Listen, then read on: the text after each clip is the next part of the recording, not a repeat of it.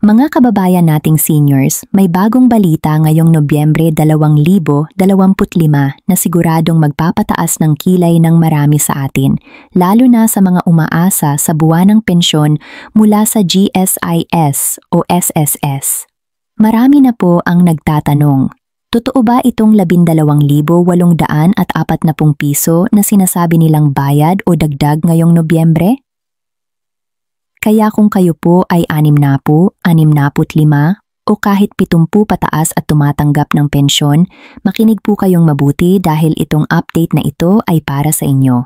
Hindi lang ito basta dagdag sa pensyon, ito ay bahagi ng mas malaking plano ng gobyerno na tinatawag na Universal Pension Integration Program, kung saan layunin nilang pantayin at itaas ang natatanggap ng mga retiradong Pilipino, lalo na yung mga mababa ang dating hulog. Pero mga kabayan, tandaan ninyo, hindi lahat makikinabang agad. May mga kondisyon, may mga dapat i-update sa record, at may mga babala na dapat ninyong malaman para hindi kayo mabawasan o ma-delay ang inyong bayad. Kaya sa video na ito, pag-uusapan natin ang buong detalye ng GSIS at SSS update ngayong Nobyembre, kung sino ang makakatanggap ng 12,840 piso, at kung paano ninyo masisigurong kasama kayo sa makikinabang sa bagong sistema. Mga kaibigan, alam nating lahat na sa panahon ngayon, bawat piso ay mahalaga. Kaya naman kapag may naririnig tayong dagdag o bagong bayad mula sa SSS o GSIS, agad tayong umaasa. Pero gaya ng dati, dapat nating intindihin ng maigi kung saan nanggagaling ang pera, sino ang sakop, at kung kailan ito ipapasok sa account ninyo. Ngayong Nobyembre 2025, ang GSIS at SSS ay sabay na maglalabas ng Adjusted Pension Payout, kasabay ng unang rollout ng Universal Pension.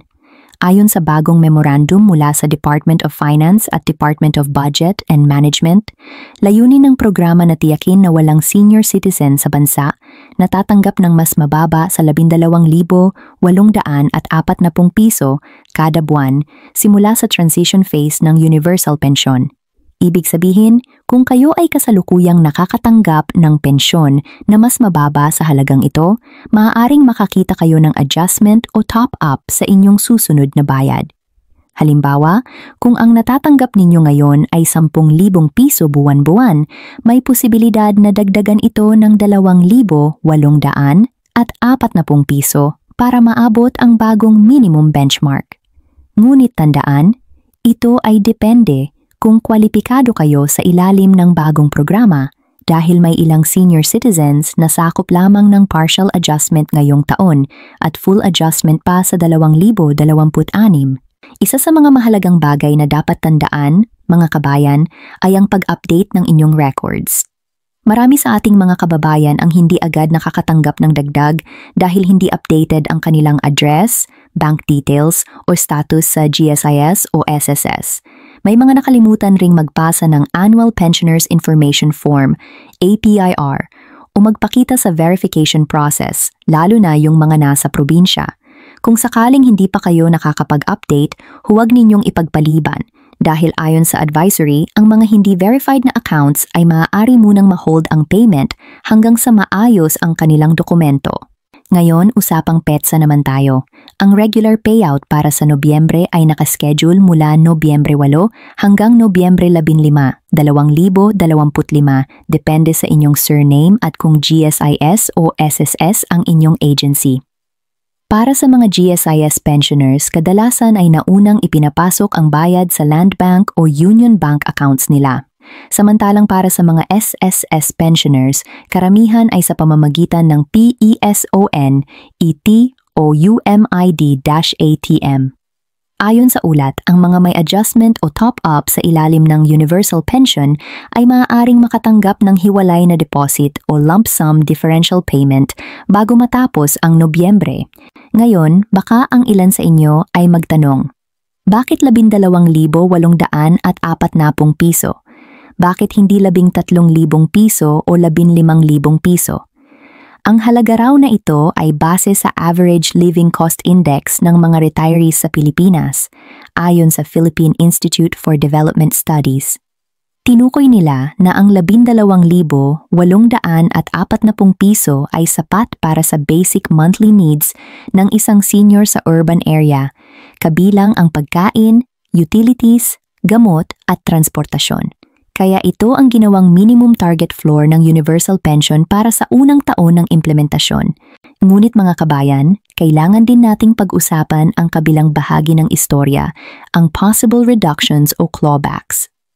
Ayon sa GSIS at SSS, may mga kaso kung saan maaari silang mag-recalculate ng benefits kung sakaling nagkaroon ng overpayment o duplicate claims. Halimbawa, kung kayo ay nakatanggap ng social pension mula sa DSWD at sabay ring beneficiary ng GSIS o SSS adjustment, maaaring bawasan o i-offset ito sa susunod na buwan upang maiwasan ang doble-dobleng tulong. Kaya kung makikita ninyo na parang may kaunting bawas sa inyong bayad sa Disyembre, huwag muna magulat. Ito ay bahagi ng reconciliation process ng sistema. Mayroon ding tax implications na dapat ninyong malaman. Sa ilalim ng bagong batas, ang universal pension ay itinuturing na non-taxable hanggat hindi lalampas sa 13,000 piso kada buwan ang kabuuang natatanggap ninyo mula sa GSIS, SSS o iba pang retirement income sources. Ngunit kung kayo ay may karagdagang kita, halimbawa, may maliit na negosyo o rental income, maaaring bahagi ng inyong pensyon ay pumasok sa taxable bracket.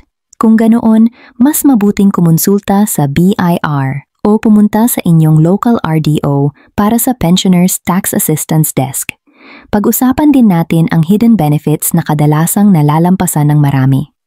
Kung kayo ay GSIS pensioner, baka hindi ninyo alam na may 100,000 piso survivorship assistance para sa mga asawa ng yumaong miyembro, basta't updated ang contribution record bago siya pumanaw. Sa SSS naman, meron ding 13th month pension na inaasahang ipapasok bago magpasko, karaniwang sa pagitan ng Disyembre 10 hanggang 20, kaya magandang abangan na rin ito.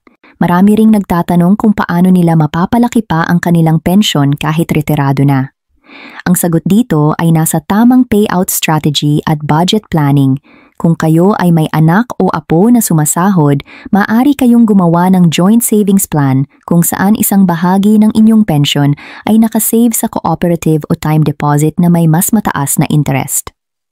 Ang 12,840 piso na natatanggap ninyo kada buwan kung gagamitin ng matalino, halimbawa, 2,000 piso ipon, 1,000 piso gamot, 3,000 piso pagkain, at iba pa, ay makatutulong para hindi maubos agad bago matapos ang buwan.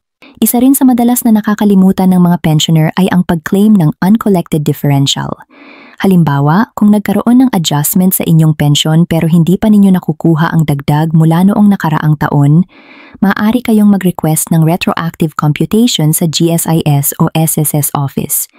Ayon sa bagong guidelines, pwedeng habulin ang differential payments hanggang 3 taon pabalik, basta may sapat na dokumento at proof ng eligibility. Para naman sa mga may tanong tungkol sa Universal Pension Registration, wala pa pong kailangang i-apply manually. Ang GSIS at SSS ay mag-automate ng integration gamit ang existing pension database. Pero inirerekomenda pa rin nila na mag-update ng inyong PhilSys ID, bank details at contact number para maiwasan ang delay. Kung kayo ay nakatira sa probinsya at hirap pumunta sa opisina, maaari na rin kayong magpa-update sa pamamagitan ng SSS mobile app o eGSISMO portal basta may access kayo sa smartphone o computer. Ngayon, pag-usapan natin ang madalas na tanong ng marami. Paano kung wala akong SSS o GSIS record pero 65 na ako at walang trabaho? Sa ilalim ng Universal Pension, kayo ay sakop ng Social Pension for Indigent Senior Citizens ng DSWD kung saan maaaring makatanggap ng 1,000 piso hanggang 3,000 piso kada buwan depende sa lugar at budget ng lokal na pamahalaan.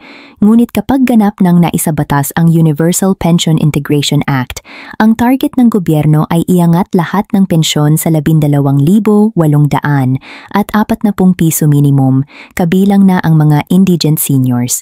Ito ang dahilan kung bakit mahalagang suportahan ang programang ito dahil ito ang unang hakbang patungo sa pantay-pantay na tulong sa lahat ng matatanda sa bansa. Sa mga nagtatrabaho pa o voluntary members ng SSS, magandang balita rin ito dahil ang average pension computation ay inaasahang tataas din sa susunod na taon, lalo na kapag tuloy-tuloy ang hulog ninyo. Halimbawa, kung nagko-contribute kayo ngayon sa pinakamataas na bracket, ang projected monthly pension ninyo sa 2026 ay maaaring umabot sa 27,000 piso hanggang 30,000 piso, depende sa bilang ng tao ng inyong kontribusyon. Kaya para sa mga nasa late 50s pa lang, huwag ninyong itigil ang paghuhulog. Ito ay investment para sa inyong kapanatagan sa pagtanda.